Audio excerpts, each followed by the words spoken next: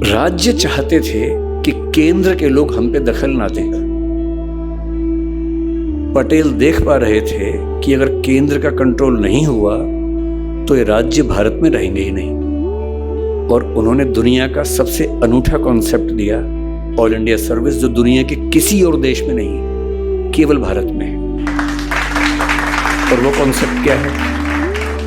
IAS और IPS, पहले 9 services से 7 तो चलेगी, 2 बची।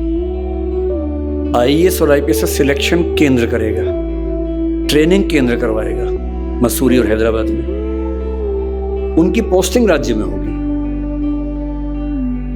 हर राज्य में 2/3 आईएएस और आईपीएस अन्य राज्यों के होंगे, उस राज्य के नहीं होंगे।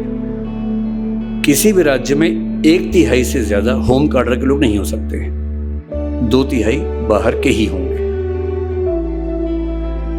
और किसी भी राज्य के प्रशासन के सारे ऊंचे पद, डिस्ट्रिक्ट कलेक्टर या जिसको आप डीसी कहते होंगे, या जो भी नाम या कलेक्टर चलता होगा, जो भी चलता होगा, कहीं डीएम बोलते हैं, कहीं कलेक्टर बोलते हैं, कहीं डीसी बोलते हैं, बात है कि जिले का हेड जो होता है, जिले का हेड, जिले का पुलिस का हेड एसपी, और उनसे ऊपर के प्रशासन और पुलिस के सारे पद केवल आईएएस और आईपीएस के पास होते हैं, लगभग 90% से ऊपर।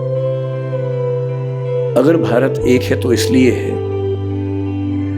कि चाहे नागालैंड हो, मैं किसी राज्य के बारे में गलत नहीं बोलना चाह रहा हूँ, सारे राज्य भारत के उतने ही हिस्से हैं जितने हम लोग हैं, पर जहां जहां आंदोलन हुए, मैं इसलिए कह रहा हूं, चाहे जम्मू कश्मीर हो, चाहे नागालैंड हो, चाहे कोई भी राज्य हो, उस राज्य के प्रशासन के और पुलिस के सबसे ऊंचे पदों पर बैठे हुए हर 3 में से 2 अन्य राज्यों के लोग हैं।